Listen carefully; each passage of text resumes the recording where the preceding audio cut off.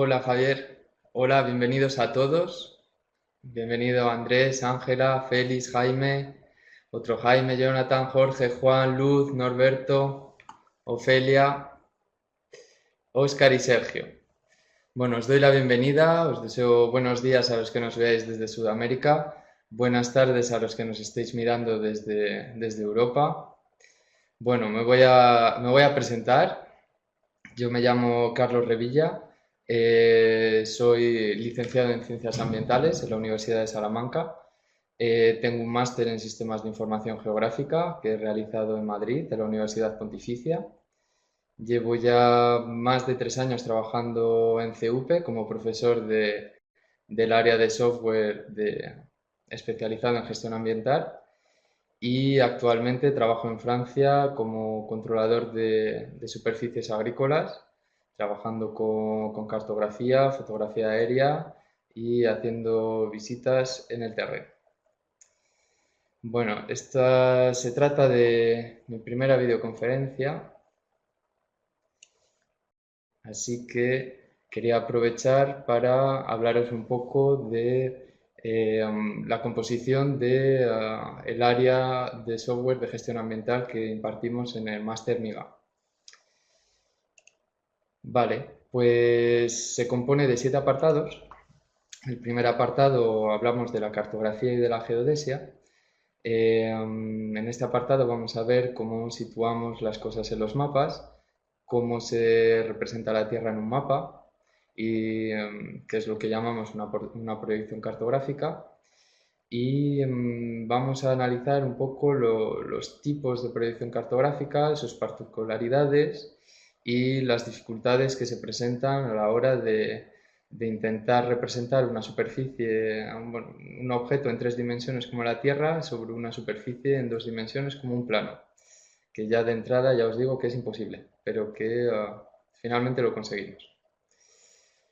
El siguiente de los apartados del máster, la siguiente unidad es la fotogrametría analítica y la fotogrametría digital. En este apartado se tratan diferentes técnicas de captura de imagen aérea. Veremos los tipos de cámara que embarcamos en los aviones para hacer estas capturas de imágenes. En este apartado aprendemos igualmente a planificar los vuelos fotogramétricos y los cálculos que se pueden realizar sobre las imágenes que tomamos desde los aviones. Esta tecnología, aunque podéis creer que se ha quedado un poco obsoleta con la llegada de los satélites, pues no es así. Es una tecnología que se sigue utilizando mucho en la actualidad, ya que primeramente es mucho más rentable y soluciona problemas que con los satélites no podemos todavía solucionar.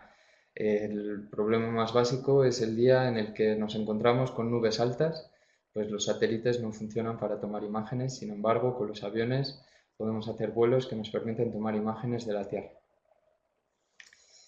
El siguiente de los apartados son los fundamentos de la ingeniería del software aplicada a los sistemas de información geográfica.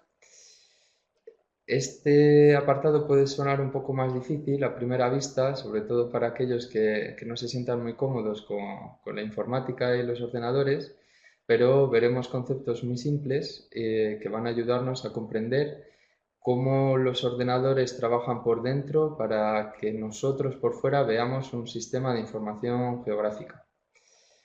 En este apartado veremos algo muy importante para los sistemas de información geográfica, como son las bases de datos, que como veremos más tarde es uno de los 5 elementos básicos que componen los sistemas de información geográfica.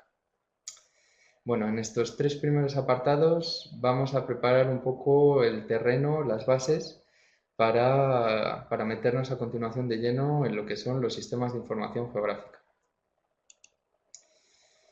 A continuación, la cuarta unidad del área de software de gestión ambiental es la información geográfica digital. Ya su propio nombre nos está indicando qué es lo que vamos a tratar en esta unidad.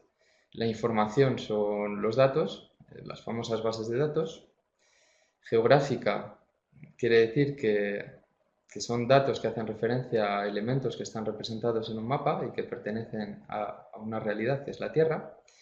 Y digital es que estos datos geográficos son numéricos, están dentro de un ordenador, que en el fondo son ceros y unos. Este apartado viene a reforzar un poco y a profundizar un poco más el apartado anterior.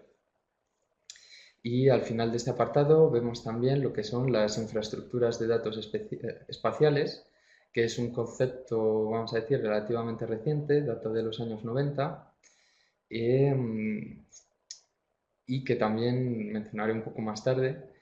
Y bueno, finalizo este apartado también comentando la familia de las ISO 19100, que es una serie de estándares que se ocupan de la información geográfica digital. Cómo estandarizamos esta información geográfica digital para que todo el mundo pueda utilizarla y trabajar sin problemas de compatibilidad.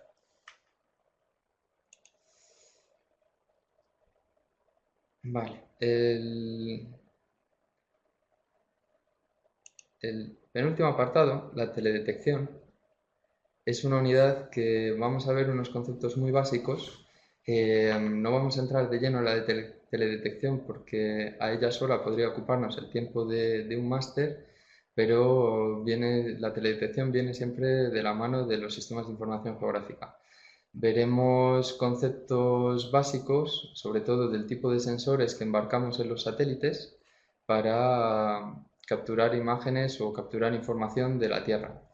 A todos nos suena las tecnologías de tipo radar, que se trata en tecnologías para la detección y medición de elementos en la Tierra a través de ondas de radio. Y otra de las tecnologías, las más conocidas, aunque quizás os suene un poco menos, es la tecnología LIDAR, que en realidad hace lo mismo que el radar, pero con láser, con ondas de luz, podríamos decir. Y el último de los apartados de teoría del área de software de gestión ambiental, antes de pasar a la práctica, son los GIS en entornos web y en entornos distribuidos. Esta última unidad de teoría hablo rápidamente de los GIS en entornos web, aunque ya todo el mundo los conoce y los ha utilizado, quien más quien menos conoce, por ejemplo, Google Maps. Y en cuanto a los GIS en entornos distribuidos, pues decir que hay una amplia gama de productos que, vamos a decir, son más o menos caros, tienen interfaces más o menos bonitas, con más o menos herramientas, pero que todos vienen más o menos a hacer lo mismo. Para la práctica de este máster yo he elegido GVSIG, que es un sistema de información geográfica que ha creado la Comunidad Valenciana aquí en España, y que su particularidad es que es una tecnología que se dice open source.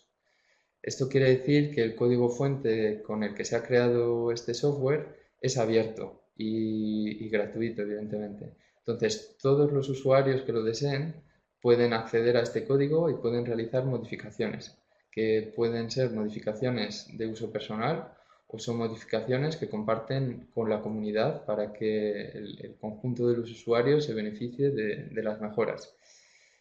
Para que os hagáis a la idea, funciona un poco como Wikipedia. Vamos a decir que es un sistema de información geográfica que está vivo y que utilizamos un poco todos y que nos beneficiamos un poco de estas mejoras altruistas que realizan los usuarios.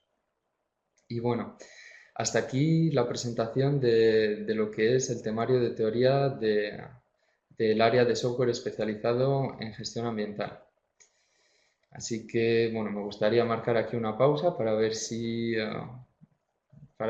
por si tenéis alguna pregunta que hacerme.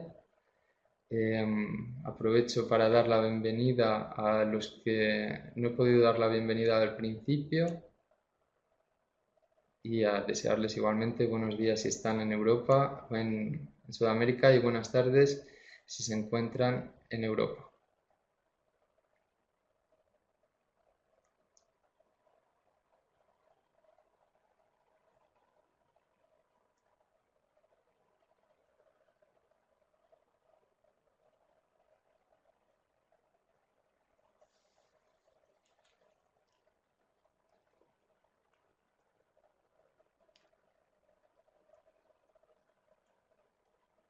Bueno, entre el software de GVSIG y el software de QGIS Quantum, las únicas diferencias que vamos a encontrar son a nivel de interfaz.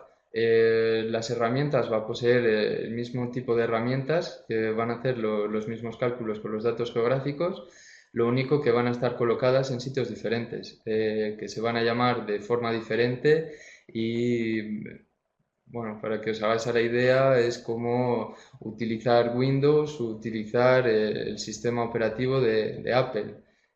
Vienen a hacer lo mismo, pero están creadas por empresas diferentes, entonces ellos eligen ellos eligen la interfaz un poco diferente, presentar las cosas diferentemente, pero en el fondo son herramientas casi idénticas.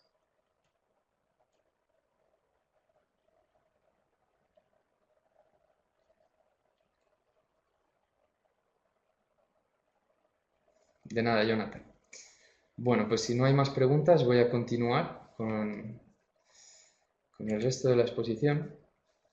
Quiero ya hablaros propiamente de lo que son los sistemas de información geográfica y de su historia. Entonces, bueno, no podría empezar a hablar de los sistemas de información geográfica de otra forma que no sea por su definición. Entonces, sabemos que técnicamente se puede definir como una tecnología de información geográfica formada por equipos electrónicos que, programados adecuadamente, permiten manejar una serie de datos espaciales y realizar análisis complejos con ellos, siguiendo los criterios impuestos por el equipo científico. Toda esta definición la podemos ir desmigando poquito a poquito para que veáis que se compone solamente de 5 elementos, que son básicos y que son los elementos fundamentales de un sistema de información geográfica. Por ejemplo, cuando la definición dice que está formada por equipos electrónicos, nos estamos refiriendo al hardware. El hardware son los ordenadores y además de los ordenadores, los periféricos de entrada y los periféricos de salida. Está claro que un ordenador no podríamos utilizarlo sin periféricos de entrada como el teclado o el ratón o periféricos de salida como una pantalla o una impresora. A continuación, en la definición, nos dice que debe estar programado adecuadamente. Aquí estamos hablando del software, que son los distintos programas utilizados para hacer funcionar los ordenadores, pero también para crear y para gestionar los GIS. A continuación, en la definición, nos dice que permite manejar una serie de datos especiales. Aquí estamos hablando simplemente de los datos que se almacenan en bases de datos y que están en relación con la cartografía digital. A continuación, bueno, también quiero decir que aquí en el apartado de los datos, igual que los datos geográficos, tenemos que mencionar también que forman parte de este apartado los metadatos, que son los datos de los datos. Para que nos entendamos, por ejemplo, si una imagen, una fotografía es el dato, los metadatos van a ser qué día y a qué hora se tomó esa imagen, con qué tipo de cámara, incluso el nombre del piloto que pilotaba el avión que hizo la foto. Todo eso son metadatos y están estandarizados y se utiliza y algunos son más importantes que otros.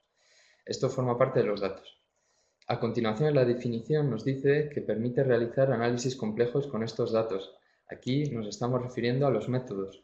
Los métodos o los procedimientos, que son los protocolos de trabajo necesarios para sistematizar y organizar y unificar el trabajo que se va a realizar con los sistemas de información geográfica.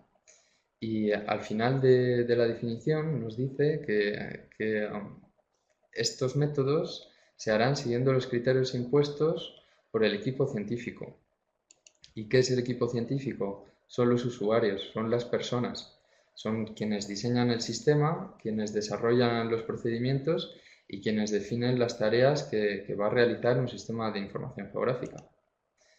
Entonces, como veis ahí en la imagen, un sistema de información geográfica se compone simplemente de estos 5 elementos, sin los cuales, si falta uno, no funcionaría como tal y no podríamos estar hablando de un sistema de información geográfica. Es el hardware, el software, los datos, los métodos y las personas. Bueno, ahora que ya conocemos un poco la definición de los sistemas de información geográfica, me gustaría hablaros un poco más de la historia y de la evolución de los sistemas de información geográfica. Para saber de dónde vienen los sistemas de información geográfica tenemos que retroceder en el tiempo hasta la década de los 60 al Departamento Federal de Energía y Recursos de Canadá, en el cual Roger Tomlinson, al que consideramos como el padre de los sistemas de información geográfica, se le ocurrió una brillante idea. Roger Tomlinson pensaba en los ordenadores, vamos a decir, los ordenadores de la época, como simples bases, bancos de datos. O sea, eran bases de datos datos que se almacenaban en forma de números. Y por aquel entonces, el único método que teníamos para acceder a la información geográfica era por medio de mapas, lo que se llama la cartografía en papel. Entonces, Roger Tomlinson se preguntó cómo podíamos almacenar esta información geográfica en forma de números y se dio cuenta que ya llevábamos haciéndolo varias décadas. Se dio cuenta que cualquier punto de la Tierra se puede identificar por sus coordenadas de latitud y de longitud, que son números al fin y al cabo. Y que además cada punto de la Tierra podían, incluso las líneas, las áreas, podíamos registrarlas o podíamos registrarlas junto a cualquier otro dato. Y ese otro dato lo podíamos también representar como si es un número. Entonces, claro, a partir de ese momento se dio cuenta que los ordenadores podían empezar a registrar las carreteras, a que podían registrar los puentes, las ciudades, las fábricas, los bosques, y que los registraban junto a sus coordenadas. Y, y fue más allá. Se dio cuenta que, al igual que el ojo humano compara mapas por medio de transparencias, superponiendo uno al otro, los ordenadores podían hacer lo mismo. Podían analizar varios factores o grupos de números superponiendo los unos a los otros. Y podía analizar dos factores o tantos factores como fuese necesario. Factores como el suelo, el clima, la topografía, la población. Y de esta forma fue como se empezaron a almacenar datos geográficos. Se empezaron a analizarlos, empezaron a operar con ellos, incluso a imprimirlos en forma de mapas. Entonces, esta nueva tecnología que desarrolló Roger Tomlinson, podemos decir que trajo asociada una serie de nuevas técnicas que hasta entonces no habían sido necesarias, como por ejemplo desarrollaron un poco el almacenamiento y la codificación de la información geográfica en los ordenadores, que se hizo a través de lo que conocemos hoy como bases de datos georreferenciadas. Entonces, bueno, ahí en la imagen veis un poco una línea temporal en la que vemos varios factores, la tecnología, los datos y las técnicas. Entonces, bueno, ahí a partir de los años 60 vemos que las tecnologías, bueno, las tecnologías en los años 60 no se parecían mucho a las que tenemos hoy en día. Casi la única herramienta informática que disponían eran los mainframes, que para que os hagáis a la idea eran computadoras enormes y muy potentes para la época, que lo único que permitían hacer era procesar y gestionar una cantidad enorme de datos. Este tipo de computadoras se utilizaban, por ejemplo, en los bancos para gestionar todo lo que son las transacciones bancarias entre cuentas de banco, pues se hacía con este tipo de máquinas.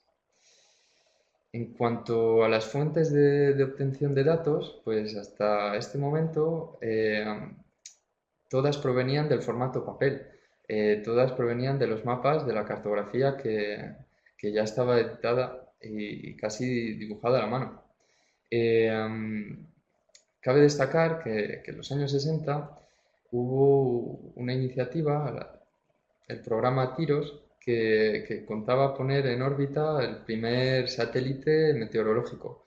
Entonces era un poco una puesta a prueba de un dispositivo que permitía tomar imágenes o datos de la Tierra desde el exterior, desde su órbita. Pues sepamos que, bueno, es una tecnología que, bueno, el satélite fue funcional durante un poco más de 2 meses, pero fue un éxito. Nos dimos cuenta que podíamos tomar información de la Tierra desde el exterior. Y en cuanto a las técnicas de procesamiento de datos geográficos, pues sí que se seguían realizando de forma manual a través de la cartografía.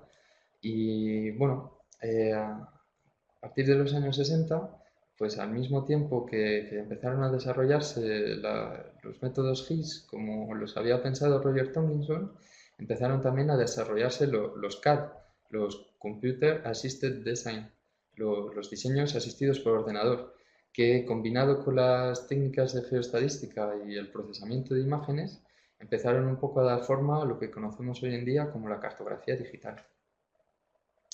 Y bueno, en las próximas décadas, que ahí veis la imagen, vamos a decir que el salto fue enorme.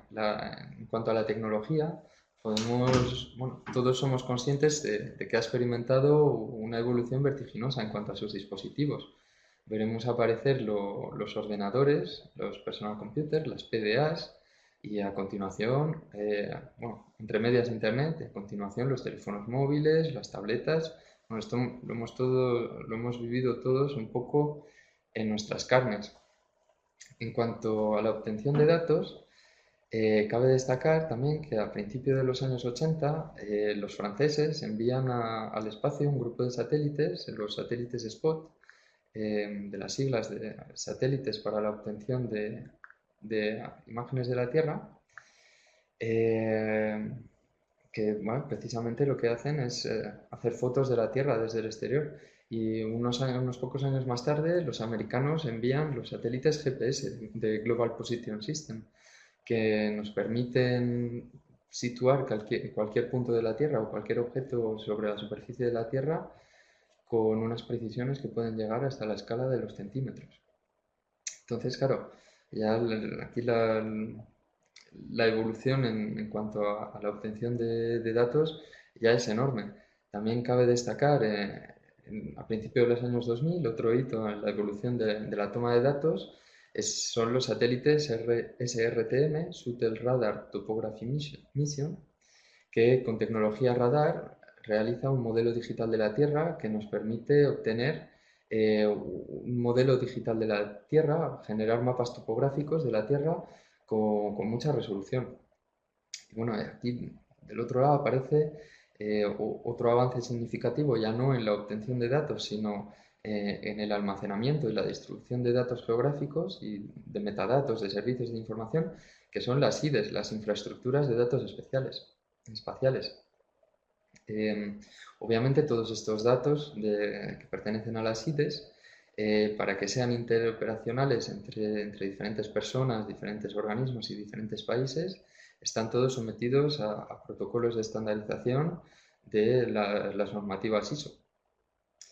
Y bueno, en cuanto a las técnicas, destacar que tras la aparición de Internet a finales de los años 80, se desarrolla lo que conocemos hoy como web mapping, que simplemente es la creación de cartografía en la red.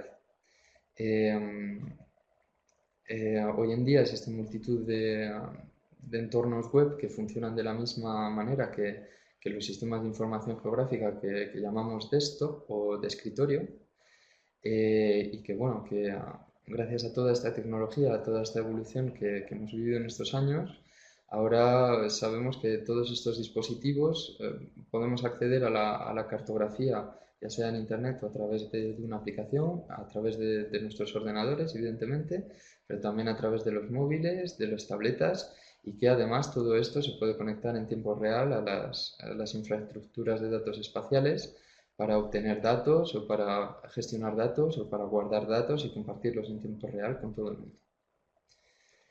Así que, bueno, hasta aquí un poco de la historia, la definición, la evolución de los sistemas de información geográfica hasta hace unos años. Así que, bueno, aquí también quiero marcar otra pequeña pausa para ver qué os parece, si tenéis alguna pregunta que hacer, si os ha quedado claro. Y bueno, si hay gente nueva en el chat, pues también daros la bienvenida.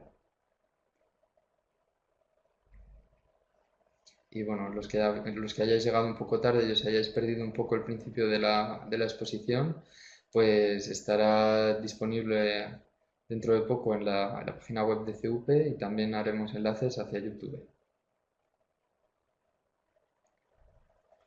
Vale, perfecto, Sergio.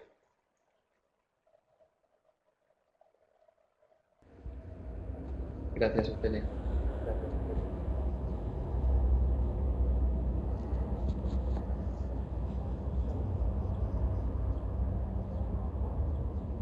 Sí, luego podréis acceder a un enlace para descargar el PowerPoint que estáis viendo en la pantalla. Eso sin problema. Hachi, ahora no te oigo.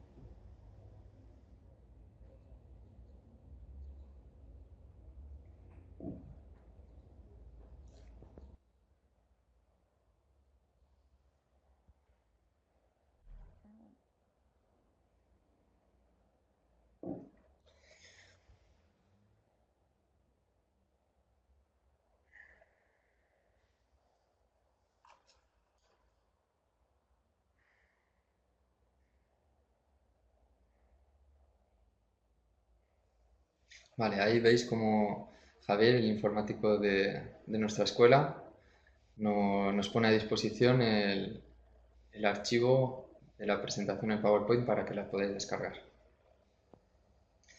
Vale, pues voy a continuar con la última parte de esta videoconferencia, de esta presentación de los sistemas de información geográfica.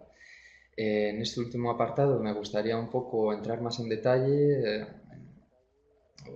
bueno, profundizar en dos aspectos de los sistemas de información geográfica que me parecen principales. Son los datos y el geoprocesamiento. Vale, pues bueno, ya conocemos algunos aspectos de los datos en los sistemas de información geográfica. Sabemos que están organizados en bases de datos o en las infraestructuras de datos especiales, pero también tenemos que saber que los sistemas de información geográfica trabajan con dos tipos de datos principalmente. Los datos raster y los datos vectoriales. Ambos son muy fáciles de diferenciar. Los rasters son imágenes que están divididas en píxeles y los vectores son imágenes formadas por puntos. Bueno, ahí en las imágenes veis claramente la diferencia entre las dos. Entonces, los raster, como decía, definen la zona de afectación de la base de datos en una malla o en una rejilla que está formada por celdas regulares, que es lo que llamamos píxeles. Cada píxel contiene un valor numérico que representa una realidad del terreno, un atributo o un valor temático. Depende de lo que queramos representar en la imagen o de lo que nos apetezca. Ya que esta malla de píxeles es regular, todos los píxeles tienen el mismo tamaño. Simplemente con conocer la posición geográfica del centro de uno de estos píxeles, podemos extrapolarlo al resto de los píxeles. Entonces, podemos hablar de que los píxeles están georreferenciados, porque podemos calcular el centro de cada píxel. Sabemos sus coordenadas geográficas, gracias a que conocemos simplemente uno. Y también destacar que para las imágenes raster, cuando queremos ampliar un poco la resolución de este tipo de imágenes, lo único que tenemos que hacer es reducir el área de estas celdas, de estos píxeles. Hay que tener en cuenta que cuando reducimos el área de los píxeles, automáticamente aumenta el número de filas y el número de columnas. Esto conlleva a un mayor esfuerzo en la toma de datos, en la toma de imagen, y por parte de nuestros ordenadores conlleva un mayor esfuerzo a la hora de tratar todas estas imágenes. Entonces nos va a hacer falta computadoras más potentes o para tratar datos raster muy precisos. En cuanto a los GIS vectoriales, como he dicho antes, representan la realidad mediante puntos, líneas o polígonos. Normalmente los datos vectoriales van a tener dos componentes. Va a tener un componente espacial y un componente que van a ser los datos temáticos. La representación vectorial va a consistir en representar la realidad mediante puntos o cadenas de puntos que marcan los límites de los objetos. Dentro de este modelo cabe destacar que van a darse dos situaciones. Os explico.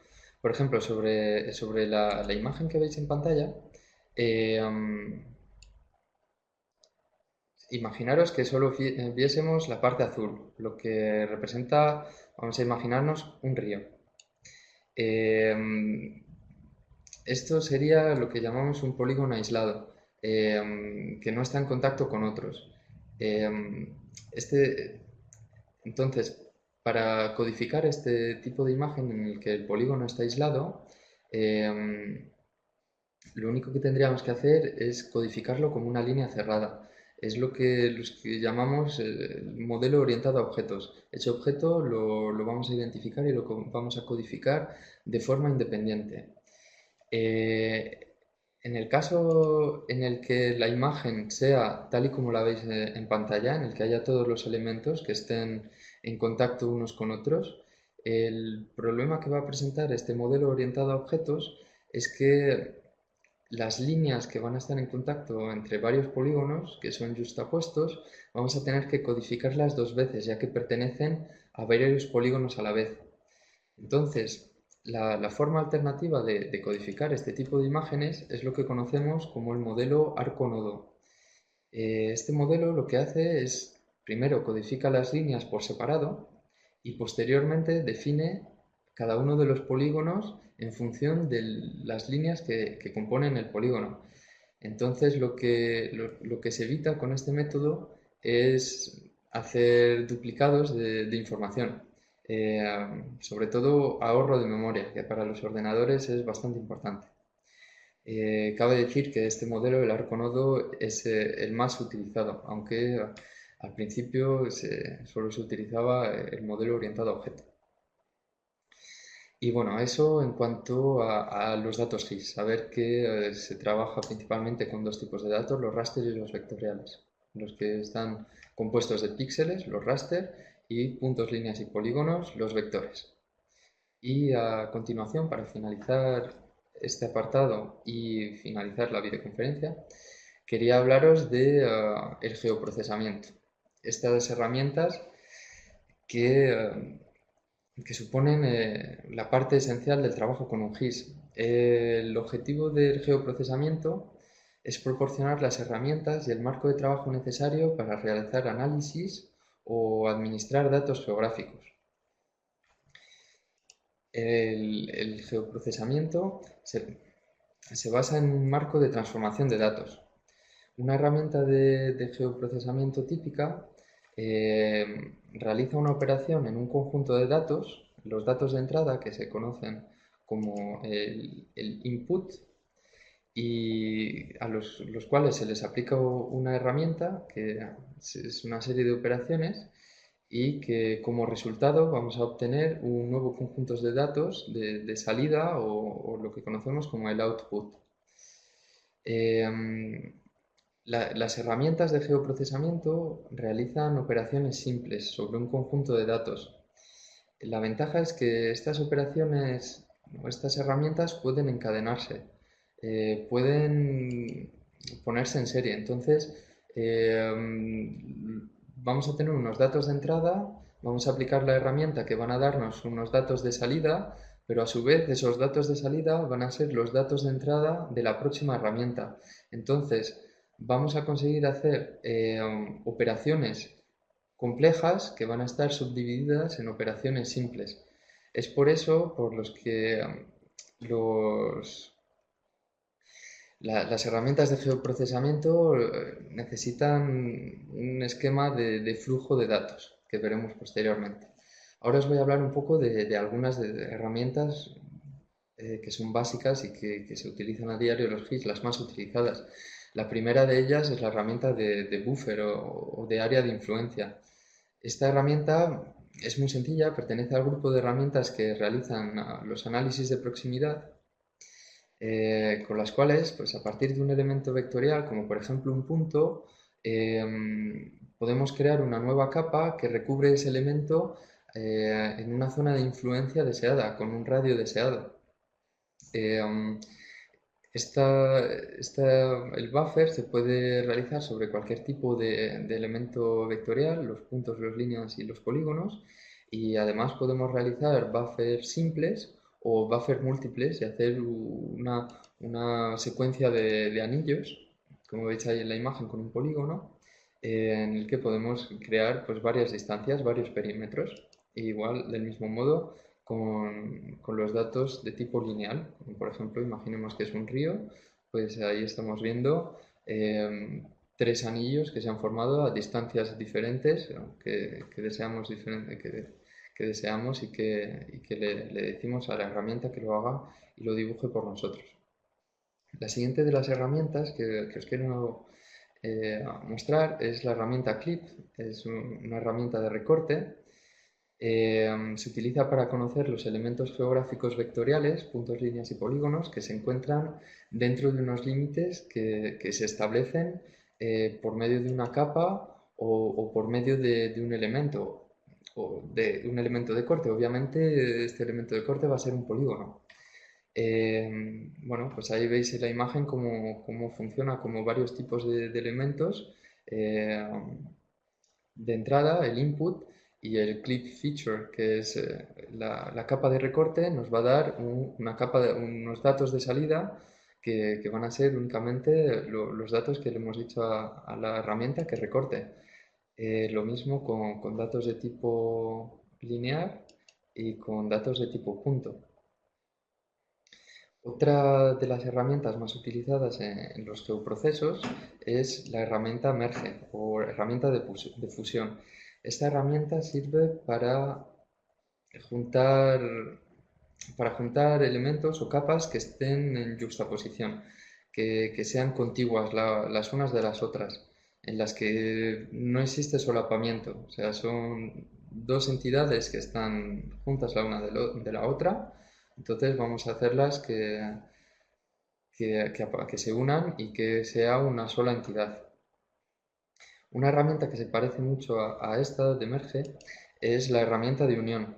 La herramienta de unión entre dos capas combina los elementos vectoriales de una capa de entrada con los de una capa que vamos a superponer. Como resultado vamos a obtener una sola capa que va a presentar los datos de las dos capas. Como veis en la imagen, el output es la suma de los dos inputs. Hay superposición, a diferencia que en la herramienta de Merge, en la que no hay superposición de datos, aquí los datos se van a sumar los unos a los otros. A continuación, la última de las herramientas que os quiero enseñar es la herramienta Intersect, que es una herramienta que realiza la intersección geométrica de las capas de entrada. El resultado va a ser una nueva capa que contiene solo los elementos que intersectan entre las dos capas. Y del mismo modo que el resto de herramientas, se puede aplicar a todo tipo de datos vectoriales, ya sean líneas, polígonos o puntos. Como veis en este ejemplo y como veis en el siguiente ejemplo, en el que tenemos dos inputs, una serie de provincias con una capa de recorte que son una serie de poblados o de poblaciones. Entonces en el output, la capa de salida, vamos a tener esos puntos que van a contener la información de las provincias a las que pertenecen. Y bueno, para finalizar, quería hablaros del Model Builder, el constructor de modelos o del modelizador. Vale, el modelizador no es una herramienta de geoprocesos en sí mismo, sino una función que nos va a permitir automatizar y encadenar varias herramientas de geoprocesamiento. Un modelo, vamos a decir que es una secuencia de operaciones analíticas que conduce a la obtención de un resultado cuya complejidad requiere la generación de un esquema de flujo de datos. Para que veáis lo que es un esquema de flujo de datos, pues eso es el esquema de flujo de datos de la herramienta del Model Builder de ArcGIS, de ERRI, en el que veis en azul las capas de entrada, en amarillo veis la herramienta y en verde veis la capa de salida. Y veis cómo hay cuatro capas de entrada y las dos primeras herramientas van a dar como resultado dos capas de salida que a su vez van a ser las capas de entrada de la tercera herramienta. Entonces esto nos está permitiendo hacer operaciones más complejas, pero un poco desmigada en operaciones simples. Esto es a lo que, este es el constructor de modelos de Quantum GIS, de QGIS, en el que igualmente estáis viendo, os voy a señalar con la flecha, estáis viendo aquí unas capas de entrada que van a operar con una herramienta, van a dar una capa de salida que a su vez va a operar con otra herramienta y que nos va a dar otra capa de salida que ya va a ser el resultado, que es lo que deseamos. Y del mismo modo, en ArcGIS, no, en GeoVesir, perdón, el modelizador, pues más de lo mismo. Veis en color carne y en azul dos capas de entrada que van a ir, os señalo con la flecha, dos capas de entrada que van a operar con una herramienta. Esta flecha de aquí nos va a señalar que la herramienta produce un producto, valga la redundancia, que va a operar con otra herramienta y su producto y otra capa de entrada más, a su vez, van a operar con la última herramienta y nos dará un resultado. Esto es lo que se conoce como los flujos de datos en una herramienta de geoprocesamiento. Y, y para entender un poco mejor, me gustaría enseñaros un ejemplo, ya para terminar, en el que, bueno, aquí sobre la imagen vemos en azul claro los polígonos que van a pertenecer a determinadas provincias. Los puntos de color amarillo van a ser los poblados que vamos a encontrar en esas provincias y los puntos de color negro van a ser, por ejemplo, industrias contaminantes. Entonces, eh, vamos a crear un modelo que al final va a ser una herramienta que nos va a diferenciar los poblados que están cerca de estas industrias y queremos también saber a dónde pertenecen estos poblados. Entonces, en la primera parte de la herramienta vamos a tener eh, dos capas de entrada, la capa de entrada de los pueblos y la capa de entrada de las provincias, a los que vamos a aplicar la herramienta intersección y nos va a dar como resultado una capa en la que vamos a tener los puntos que son los pueblos que van a conservar los datos de la provincia a la que pertenecen. Y a continuación, la siguiente operación que vamos a hacer es con la capa de industrias, los cuatro puntos, vamos a crear un área de influencia o un buffer de un radio de X metros o kilómetros que vamos a considerar como el área de influencia de la polución de estas industrias.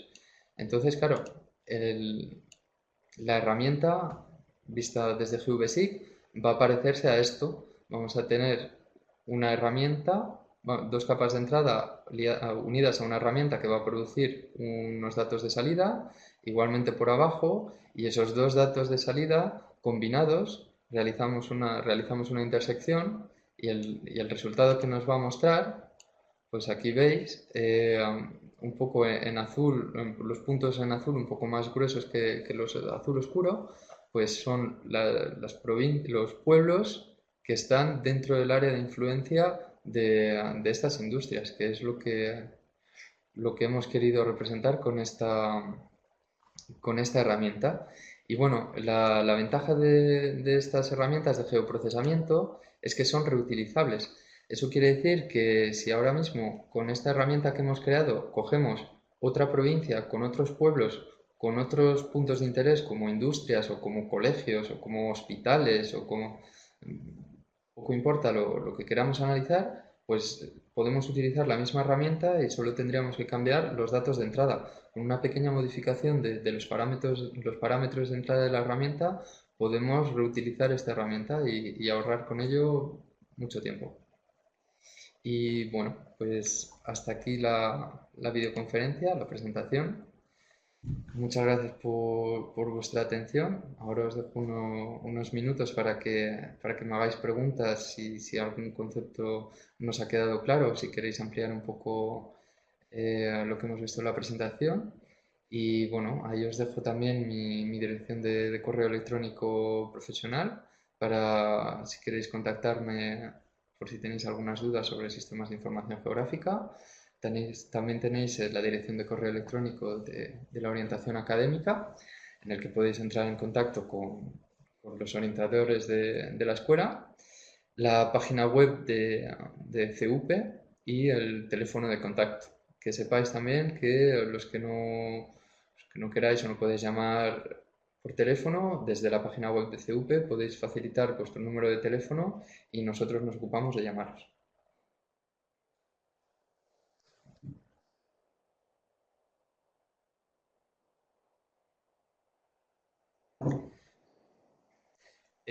Luz, vale. El software GVSIG se explica al final.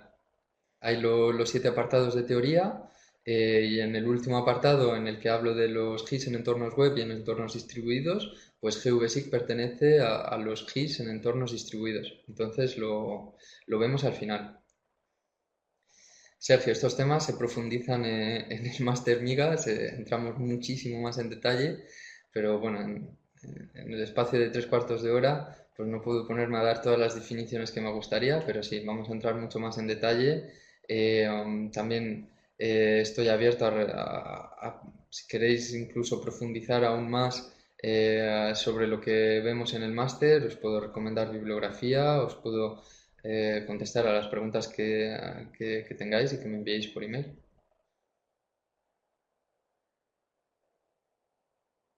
Vale, María, los lugares en los que se utilizan estas herramientas. Pues, a ver, los sistemas de información geográfica actualmente se utilizan mucho como herramientas de apoyo a la toma de decisiones. Entonces, las decisiones se toman un poco en todos sitios. Vamos a imaginarnos que, por ejemplo, en el caso de la ingeniería civil, en la que queremos construir una autovía o una autopista, pues con los sistemas de información geográfica vamos a analizar determinados parámetros que nos van a indicar qué opciones, en función del terreno, del estudio de la fauna y la flora que hayamos hecho, en función de función económica también, porque no podemos construir las autovías y las autopistas como queremos ni por donde queremos, porque hay un coste, pues con los sistemas de información geográfica vamos a poder modificar estos parámetros y como resultado vamos a obtener una cartografía que nos va a presentar pues quizás la opción la más ecológica, la opción la más barata y una opción que combina un poco la ecología y el precio. Entonces vamos a presentar esta cartografía a los que van a tomar las decisiones y con esos elementos pues podrán tomar una decisión.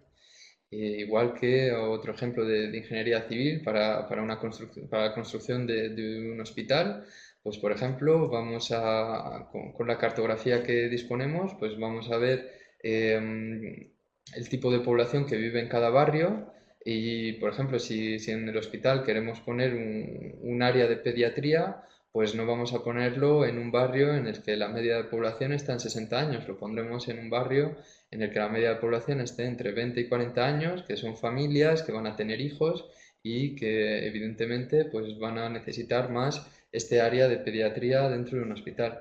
Entonces, podemos adaptar el uso de los sistemas de información geográfica un poco a todos los ámbitos de la vida, porque ahora mismo casi todos los datos y todo está en un sitio.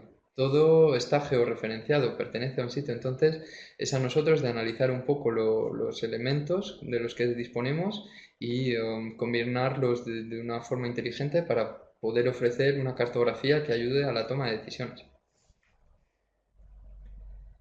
A ver, que veo más preguntas. Sí, como dice Sebastián, también en logística,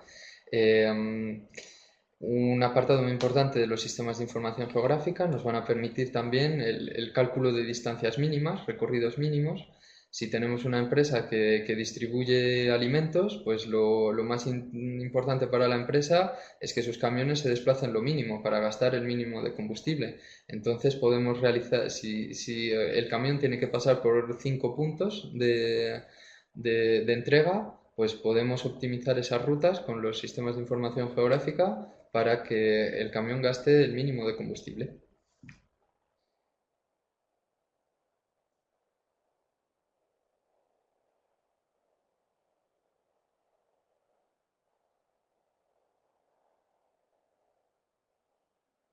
Sí, como dice Antonio, se pueden utilizar para mapas de degradación de suelos por erosión, zonas forestales y deforestadas. Y sí, Marta, la videoconferencia estará disponible, la podréis ver desde la página web de CUP y también estará subida por enlaces a YouTube. Y tenéis ahí en la parte de abajo, que os señalo con la flecha, bueno, no puedo, bueno, ahí más abajo, el archivo que se llama GIS de 1 MB para que os descarguéis si queréis el PowerPoint.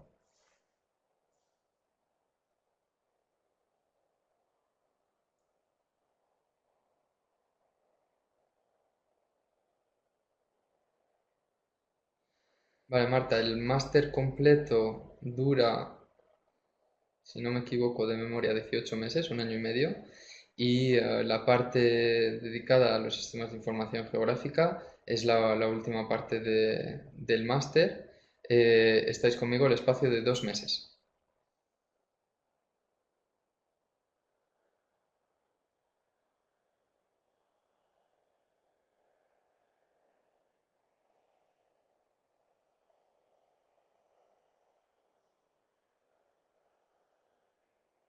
Bueno, muchas gracias a todos vosotros también por haber asistido a esta videoconferencia. Espero que os haya gustado.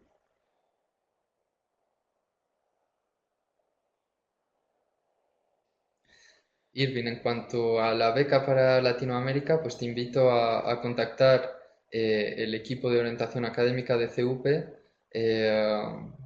o a dejarnos tu número de teléfono en el sitio en la página web para que podamos contactarte y explicarte, porque yo sinceramente no lo sé.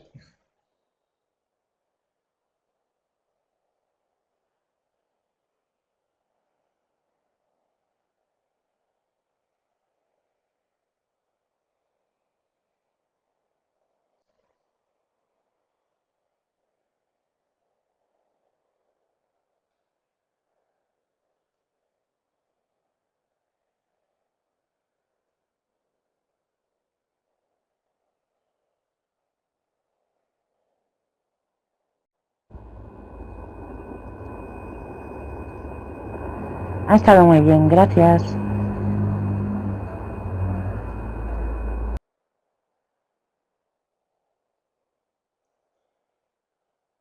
Bueno, muchas gracias a todos. Veo que todos me felicitáis por la conferencia. Muchas gracias.